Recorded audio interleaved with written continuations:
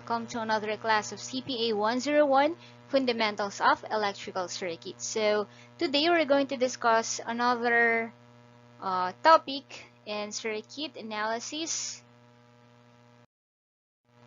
Yes, so it's all about circuit theorems. So by the end of this module or by the end of this video, you should be able to first one, understand linearity property, apply superposition principle, convert a series voltage resistor configuration to a parallel current resistor circuit using source transformation, understand the relationship between Thevenin's theorem and Norton's theorem, and lastly, apply maximum power transfer. Okay? So of course, our contents for today, yan, linearity property, superposition, source transformation, Thevenin theorem, Norton theorem, and of course the maximum power transfer. So let's start with linearity property. So when we say linearity, it is the property of an element describing a linear relationship between cause and effect. So it is a combination of both the homogeneity or the scaling property and the additivity property. The homogeneity property requires that if the input, also called the excitation, is multiplied by a constant, then the output, so our output is sometimes called the response, is multiplied by the same constant. So that is homogeneity property. So example, Ohm's law. So if we have our Ohm's law is equal to V is equal to IR. So if we multiply K, that's a multiplier in the IR. So our answer as V is being multiplied by the same constant. So that is homogeneity property. Then the additivity property requires that the response to a sum of inputs is the sum of the responses to each input applied separately. So example, we have here V is equal to I1 plus I2 multiplied by R. So that's equal to I1 R plus I2 R is equal to V1 plus V2. Okay, so that is the additivity property. So the resistor, so we all know what resistor is. It's a linear element because the voltage current relationship satisfies both the homogeneity and additivity properties. Ayan. Linear circuit is one whose output is linearly related or directly proportional to its input. That's why an example of linearity property is the application of the Ohm's law.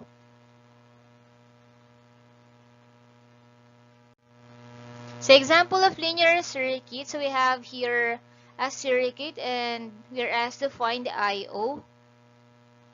when Vs equal to 12 volts and Vs is equal to 24 volts. So our I.O. here, as you can see in the circuit, it is the I2. So if we compute the I2, that's equal to I sub O. Okay? So now let's start with creating the equation for this circuit. For the I1, so let's use mesh here. So at I1, so we have, let's start with Vs, negative Vs, minus 6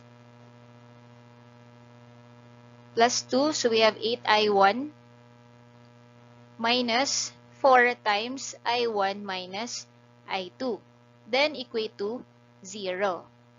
So if we will simplify this one, we'll have negative Vs minus 8I1 minus 4I1 plus 4I2 is equal to 0. Or we have 12I1 minus 4I2 is equal to negative Vs. And this is our first equation. Okay. For our I2. So let's start with Vs again. So positive polarity, positive Vs, minus 4 times I2 minus I1, minus 8 plus 4. So we have 12i2. Then this one, so plus 3 Vx equal to 0. But Vx is this one. Vx is equal to 2i1, right? So we will just substitute this in this equation. Also simplify this one. So we'll have Vs minus 4i2 plus 4i1 minus 12i2 plus 3 times 2i1. Okay? Then equal to 0. So we will have Vs 4i1 plus 3 times 2, 6 plus 4, so 10i1. Then negative 4 minus 12 is negative 16i2, then equal to 0. So we'll have two equations. 12i1 minus 4i2 equal to negative Vs, and 10i1 minus 16i2 equal to negative Vs. Now we will solve the value of I1 and I2, or you can just find I2 since IO is equal to I2. So given Vs is equal to 12 volts, if we will just use calculator technique to find the value of I1 and I2, use mode 5.1, okay? Then let us type 12, negative 4, and our Vs is 12, then 10, negative 16, negative 12. Ayan. So our I1, so at, okay, where to write? So at Vs is equal to 12, at Vs equal to 12 volts, our I2, so let's just write our IO is equal to I2, and I2 is equal to 3 over 19 ampere. And at Vs is equal to 24, so we just only have to replace 12 by 24. Okay, so this will be negative 24, and this one will be negative 24. And our IO is equal to 6 over 19 ampere. So as you can see, our Vs, so from 12 volts, we change it to 24 volts. So our multiplier here is 2. So we double the voltage source. So that's why our current, our IO, has also doubled. From 3 over 19, it became 6 over 19. So that is linearity property. Okay.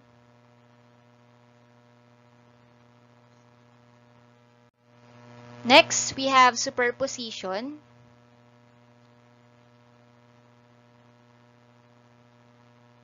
Yeah.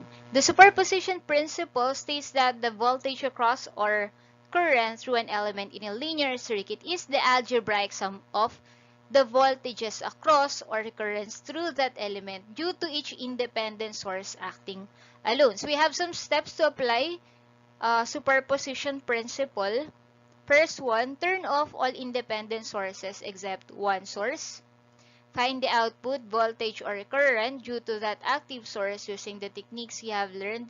So in our circuit, if we have two or more independent sources like voltage or current source, so we have to turn off all except one source, and then we'll have to solve the output for the for example, unknown voltage, okay, of the resistor.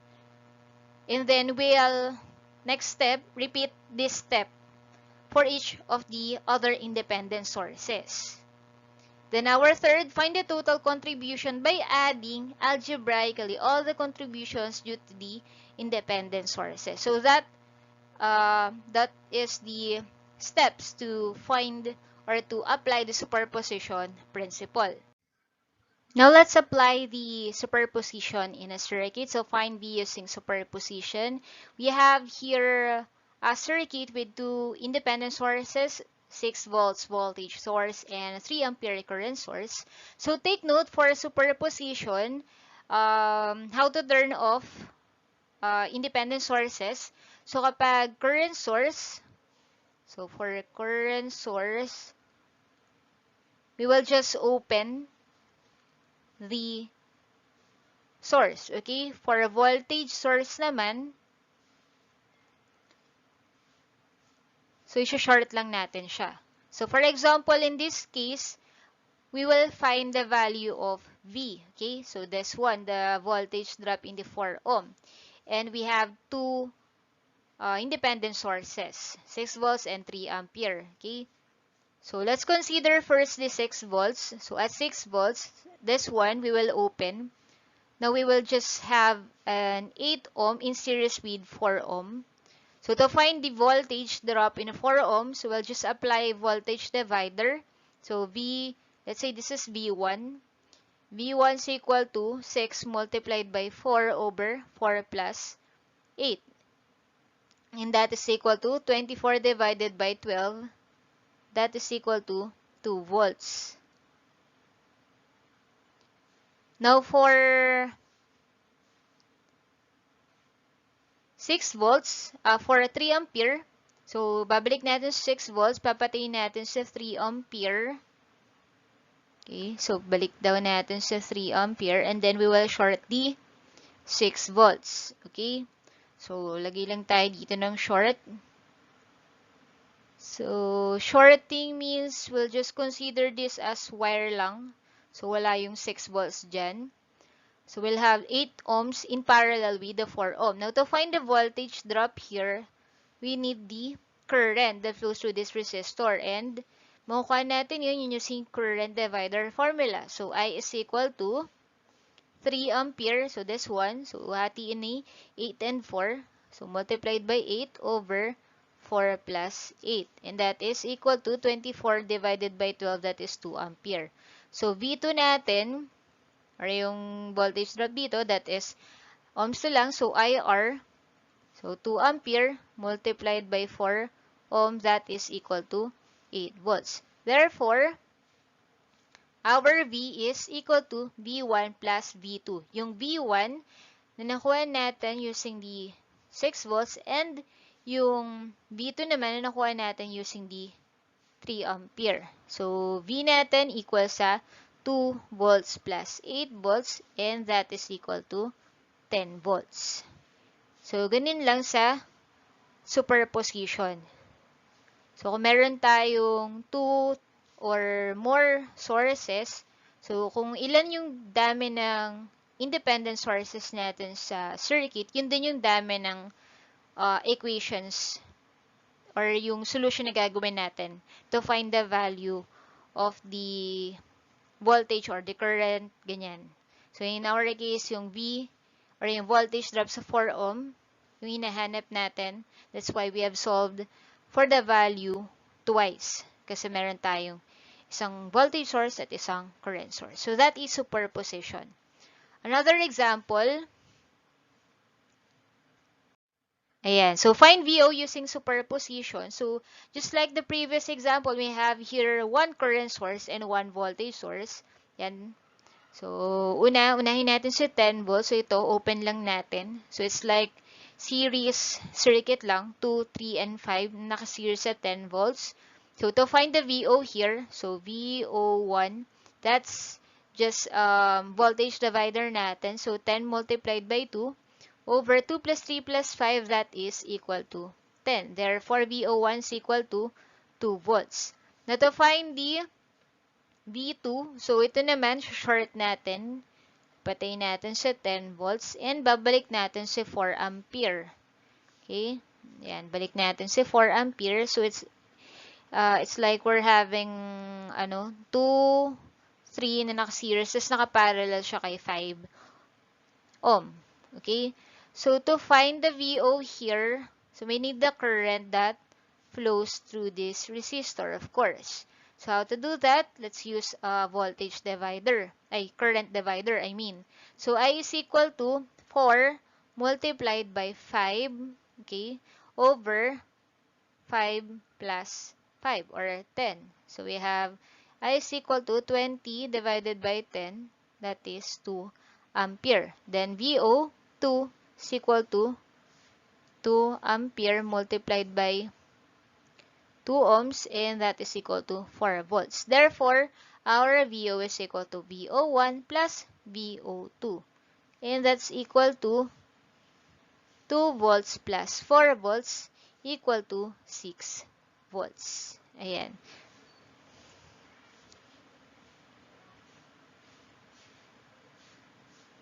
Ayan. So, next, let's find I in this circuit using superposition again. So, we have 3 independent sources. Therefore, we'll have 3 equations, no? Or 3 solutions to find the I. Okay, so first, let's consider 12 volts. Okay, so if we will consider this 12 volts first, so at 12 volts, so this one will be short and this one will be open. Okay, and we can use mesh analysis na lang to find the value of I. Okay, so if we will set I1 here and I2 here, so as you can see, I is equal to I1, right? So let's solve for I1. This will be 12 minus 4 times I1 minus I2 minus 3I1 is equal to 0. That's 12 minus 4I1 plus 4I2 minus 3I1 equal to 0. And that is negative 7. Pupunta sa kabila, we have 7I1 minus 4I2 is equal to 12.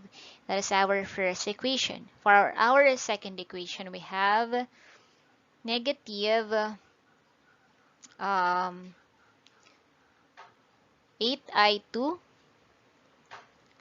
minus 4I2 minus 4 times I2 minus I1 equal to 0.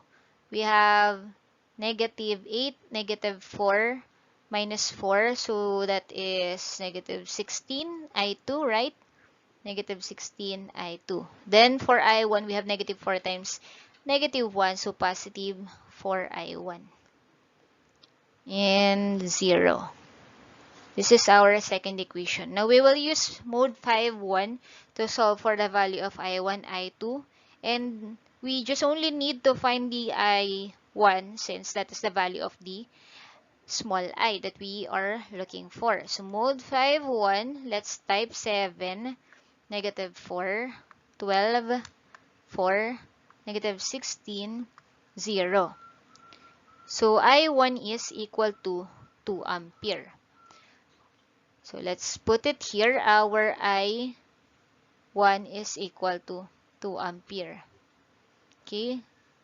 So, I1 is the I1 here for the 12 volts, ha? Ayan. Now, next, so let's use red.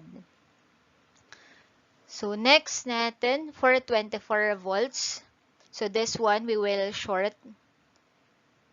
Okay. And this one, of course, open. So, let's consider 24 volts. So, at 24 volts, so we will have this one, we have negative 4 times I1 minus I2 minus 3 I1 equal to 0. And that is negative 4 minus 3 is negative 7 I1 plus 4 I2 equal to 0. And that is our first equation. Then, for I2, we have, so, lumabas siya sa negative. Therefore, this is negative 24 minus 8 I2 minus 4 I2 minus 4 times I2 minus I1. equal to 0. So we have negative 4 times negative I1, positive 4I1. Then negative 8 minus 4, negative 12 minus 4, negative 16 I2. And transpose lang natin sa 24. Ayan. So this is our second equation. Now, let's use mode 5-1 again. Input negative 7, positive 4, 0, 4, negative 16, and 24. Ayan. So we have negative 1. 1 is negative 1 ampere. Okay. Now to find the value of I, for 3 ampere naman yung ko-consider natin. Okay. So let's, violet. Ayan. So this one will be shorted. Okay, shorted siya. This one also shorted. At babalik natin sa 3 ampere. So pag binalik natin sa 3 ampere, nagkakaroon tayo ng mesh dito. So sabihin natin that is I3. Okay? And I3 is equal to negative 3 naman by case 1 of the mesh analysis, right? Okay, so let's create the equation at 3 ampere. So at 3 ampere for I1, so we have negative 4 times I1 minus I2 minus 3 times I1 minus I3 equal to 0. At mesh 2 naman, we have negative 8 I2 minus 4 times I2 minus I3 minus this one 4 times I2 minus I1 then equal to 0. Ay, hindi ko sinimplify pala. So, sorry. So, simplify natin. This will be negative 4 minus 3, negative 7 I1. Then, yung I2, we have positive 4 I2. Then, we have positive 3 I3 equal to 0. For this one naman, we have I1 natin is positive 4 I1. Then, I2 is negative 8 minus 4, negative 12 minus 4, negative 16 I2. Okay, then I3 natin is negative 4 times negative 1 is positive 4 I3 and equal to 0. Next is this one. So, yung mesh current natin sa I3, so I3 is just equal to negative 3 since we have a current source here. Ayan. So, we have 3 equations, 3 unknowns, or you can first substitute the value of I3 in first and second equation so that we'll have 2 equations. Or, recta ng mode 5 to yung gamitan natin. Okay. So, let's just input negative 7 for 3, 0, 4, negative 16, 4, 0, 0, 0, 1, and negative 3. And we're looking for the value of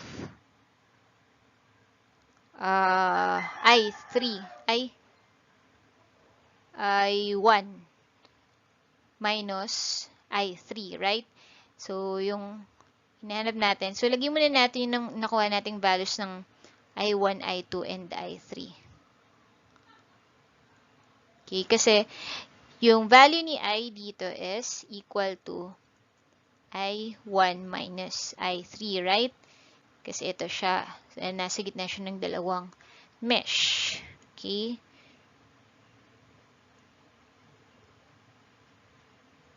Ayan. So, our value for I1 is equal to negative 2 ampere. Our I2 is negative 5 over 4 ampere. And our I3 is negative 3. Therefore, our I is equal to negative 2 plus 3 and I is equal to 1 ampere. So yung I3 natin or yung sabihin natin this is I2 na, bakit I1 pa nilagay ko? I3 natin is equal to positive 1 ampere. Now if we will just add these 3 currents and green natin. So our value for I is the sum of these 3 currents. So we have 2 minus 1 plus 1. That is equal to 2 ampere. And that is our final answer. Ayan, medyo magulo lang yung sulat ko. Okay, so that is how we use superposition. Now next, and so try this out. Another circuit for superposition principles. We have 3 independent sources. So ayan, madali lang din naman siya. Let's consider 16 volts first. Okay, so at 16 volts, so we will consider this as short. And this one is open. So naka-series lang yung mga resistors natin. Therefore, I natin is equal to 16 volts divided by 6 plus 2, 8 plus 8, 16. So I1, so sabihin natin this is I1, that's equal to 1 ampere. Okay? Then at 12 volts, okay, so at 12 volts, so this will be shorted and this will be open. Okay, so we have the flow of the current is in the negative, it leaves the negative side of the 12 volts. Therefore, I2 is equal to negative 12 volts divided by 16 ohm, or this is 3/4 ampere or 0.75 ampere. Now, for the 4 ampere naman, yan, at 4 ampere, so this will be shorted, also this one. And as you can see, it's in the middle of the two mesh. So we can say this is I1 and this is I2. Now let's consider the loop. We will have a loop here as a whole. Ayan, because we have a super mesh there. So we have negative 6 I2 minus 2, what's this, I1 minus 8 I2 then equal to 0. So we have negative 2 I1 minus 14 I2 equal to 0. Or this is okay lang. We can, kahit hindi na natin simplify, let's just use 2 equations, 2 unknowns na lang. Yan. Then for the super mesh, of course, same direction niya is si I2. So I2 minus I1 is equal to 4. Ayan. So we have 2 equations, 2 unknowns.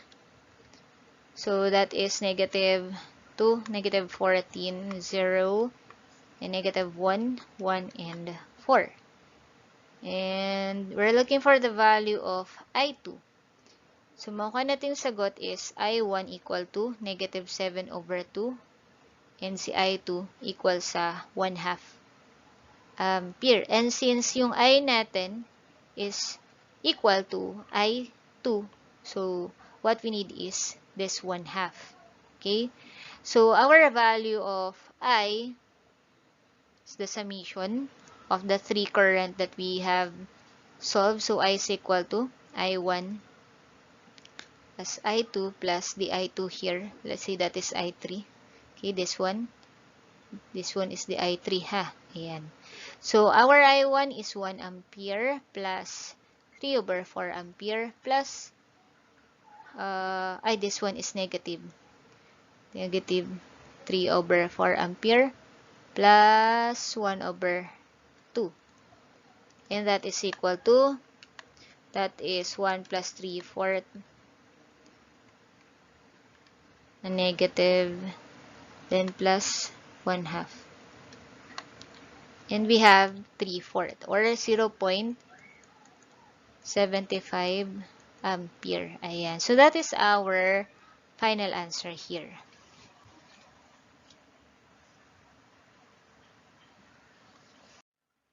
So next, we have source transformation.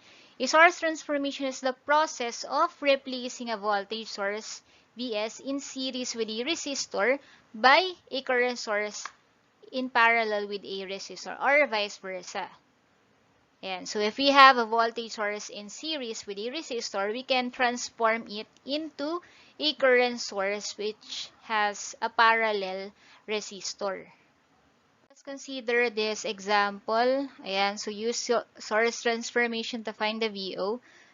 So yung VO natin sa voltage drop in this 8 ohm resistor. So bawal natin siyang galawin. So, pwede natin transform yung mga other branch. Like for this one, this 4 ohm and 3 ampere current source. So pwede natin transform into voltage source. So by ohms to lang naman. If we will convert this into voltage source, so this one will be ayan.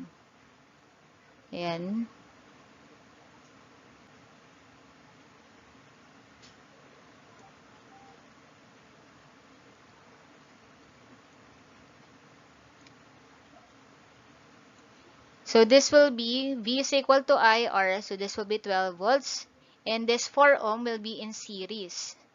So this is 4, this is 2, this is the 8 ohm, and this is the 3 ohm. Ayan.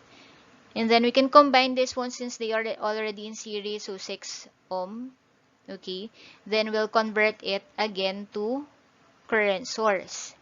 So we convert it again. So this will be down arrow. And 12 divided by 6 is 2 ampere. Okay. And we will write the 6 ohm resistor here. This one is the 8. Okay. Then for the right side, we can also transform this one. This will be the 3 ohm resistor and this will be upward current kasi yung polarity is positive and negative. So the polarity or the direction of the current source is upward. Okay. So this is 12 divided by 3, that is 4 ampere. Now we have a down arrow for current source 2 ampere and an upward arrow for the 4 ampere current source. We can combine them. So just 4 minus 2, that would be 2 ampere, then upward direction. So pag simplify, we'll just have yan, current source 2 ampere.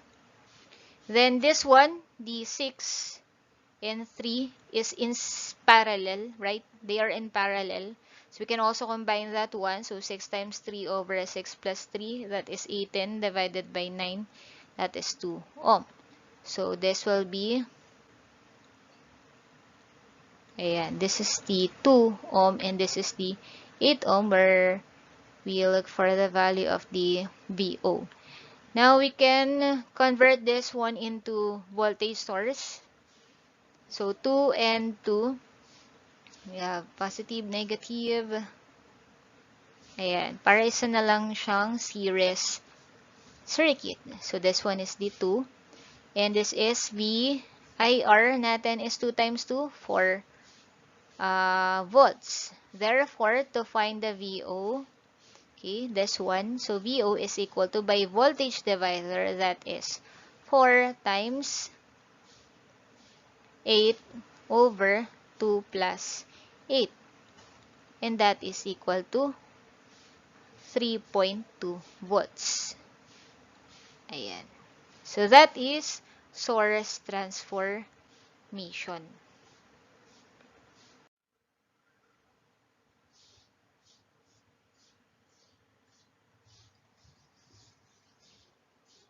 Now next, use source transformation to find the IO in this circuit. Ayan. So, IO is the current here. Okay, so we can simplify. So, this 1 and 4 here is in series. So, this is 5 ohm. And then this 6 and 3 we can combine because they are already in parallel, right? So, this is 6 times 3 over 6 plus 3. This 18 divided by 9, that is 2 ohm. Okay, 2 ohm. And then, this 2 ohm resistor is also in parallel with the 5 ampere. So, we can transform them into voltage source in series, right? So, let's redraw. So, we have here voltage source 5 times 2. That is 10 volts. Okay, and this will be 2 ohm, right? And this will be the negative and the positive 5 volts. Ayan. And then for the other side, we have the current source here. The resistor. We have the resistor here, the 7. The cannot be change and move, and 5. This is 3 ampere. Okay. So we have 10 plus 5. So we can combine this as 15 volts. Then what's next? We can convert it into parallel resistor to current source, right? So this will be current source, and then parallel resistor, and then the 3, and then the 5. So sorry for my messy drawing. Ayan. This one is 2, right? This is 2. And then the current source here is 15 divided by 2. That is 7.5 ampere. Okay. And we're looking for the IO here. Ayan. So, to find the IO there, ayan, konti na lang. 2 and 5 is in parallel, right? And 7.5 and 3, we can combine them. This is 10.5 ampere. And then we'll have the parallel combination of 2 and 5. So this is 2 times 5 over 2 plus 5. And this is the 7 where the IO flows. Okay? So we have 10 over 7. So to find the IO, that's just current divider. IO is equal to 10.5 multiplied by 10 over 7 over 10 over 7 plus 7. IO is equal to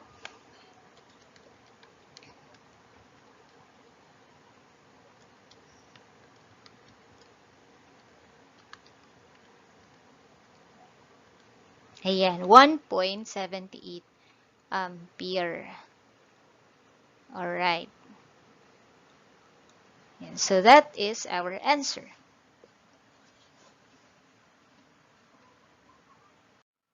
So next topic natin, Thevenin's theorem.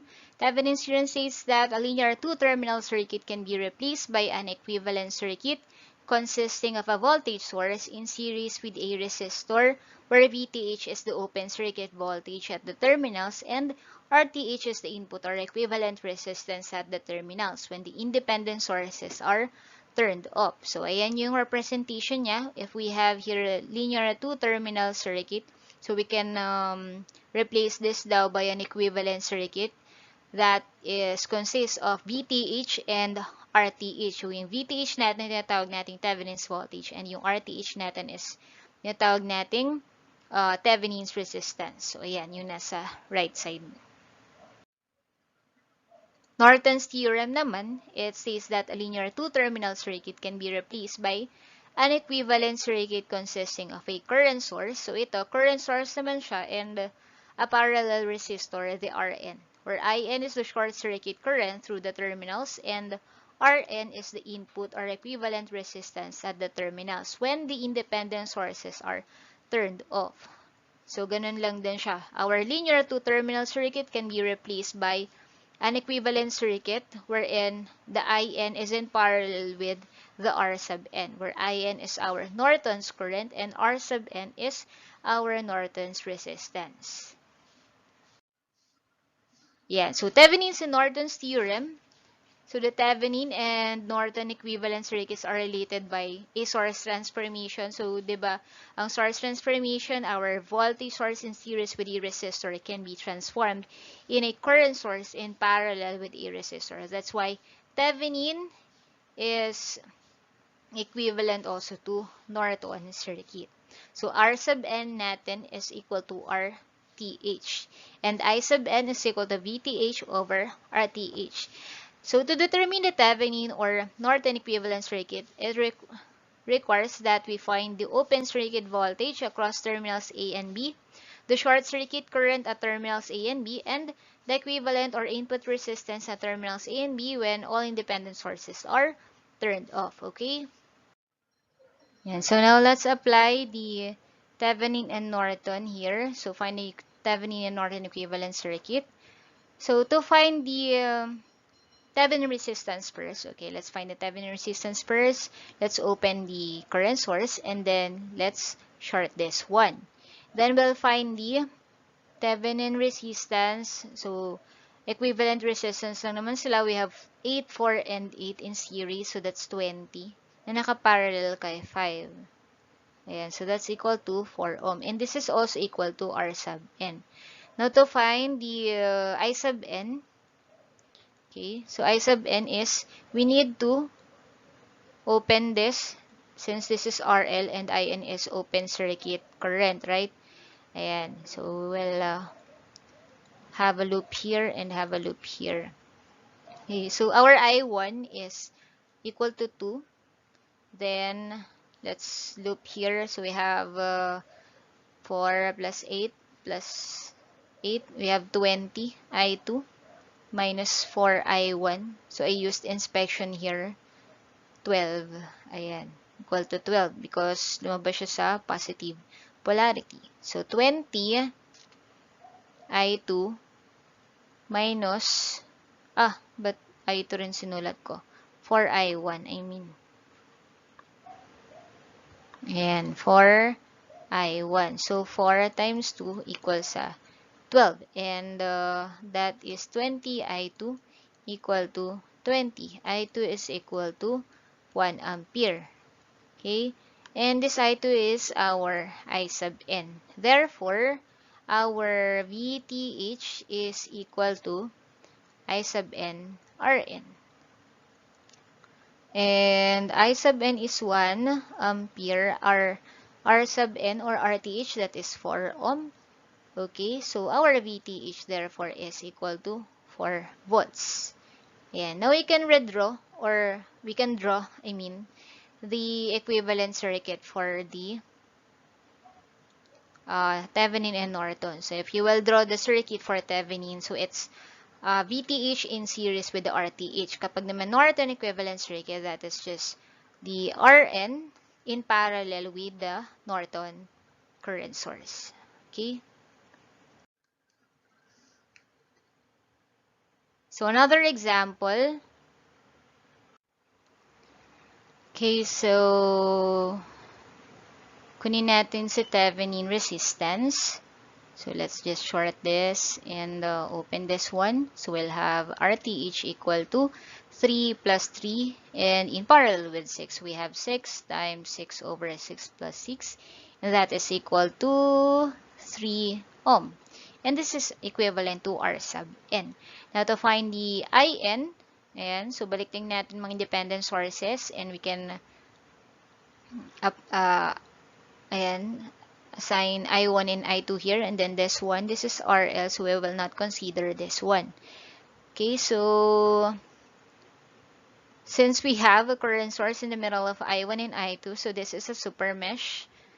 Okay, so 15 minus 3I1 minus 3I2 equal to 0. And I2 minus I1 is equal to 4. Yan. So, this one, if we will simplify, this is equivalent to 3I1 plus 3I2 equal to 15, or I1 plus I2 equal to 5. Now, we have two equations, two unknowns. We're looking for the value of I2 since that is I sub n, no? Ayan, I1, 1, 5, and negative 1, 1, and negative 1, 1, and 4. So that is,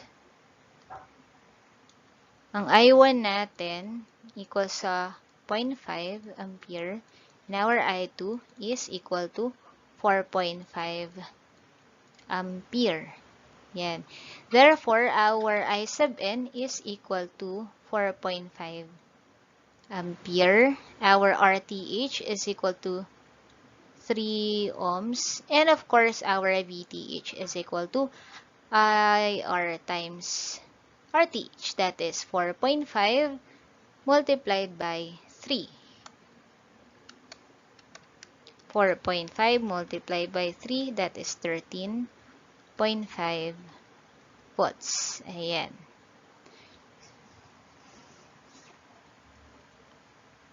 Now, our last topic, maximum power transfer. So, it is the power being transferred to the load when the load resistance equals the Thevenin resistance as in from the load. So, RL is equal to RTH. And we have the formula Pmax equal to VTH squared over 4RTH. So, that is the formula for maximum power. Okay. Now, let's apply it here. Find the maximum power transfer in this circuit. So our formula, P max, that is equal to VTH squared over 4RL. RL is equal to RTH. So to find the RTH, let's just turn off all the independent sources and solve for the equivalent resistance. We have here 6 and 12 na nakaparallel. So 6 over 12, 6 times 12 over 6 plus 12. So this is equal to 4 ohm. Therefore, our RTH is equal to 4 plus 3 plus 2, that is 9 ohm. And this is also equivalent to RL. Ayan. For VTH, since 2 ohm is connected with the RL, so we can just ignore this one. And let's assume current I1 and I2. Okay. Ayan. So, for mesh I1, we have 12 minus 6 I1 minus 12 times I1 minus I2 equal to 0. Then 12 minus 18 I1 plus 12 I2 is equal to 0. So we have 12 is equal to 18 I1 minus 12 I2. And this is our first equation. For our second equation, I2, that's equal to negative 2 ampere. And we can just substitute this value to our first equation to finding I1. So 12 is equal to 18 I1 minus 12 times negative 2. So our I1 therefore is equal to negative 2 third ampere. Yan. Then after that, we can just have a loop from 12 volts to here, since this is equal to VTH. We will measure the VTH, so that is here, voltage drop. Then, let's apply KVL. So, from 12 volts, we'll have 12 volts minus 6I1 minus 3I2 equal to VTH. So, yung 2 ohm natin is not considered since it is connected with the RL. So, we have 12 volts minus 6 times I1 natin, negative 2 third. Then, I2 natin is negative 2. VTH. Therefore, our VTH is equal to 22 volts. Yan. So, since we have VTH and RTH already, we can just substitute this in our formula. So, 22 squared over 4 times 9. Ayan.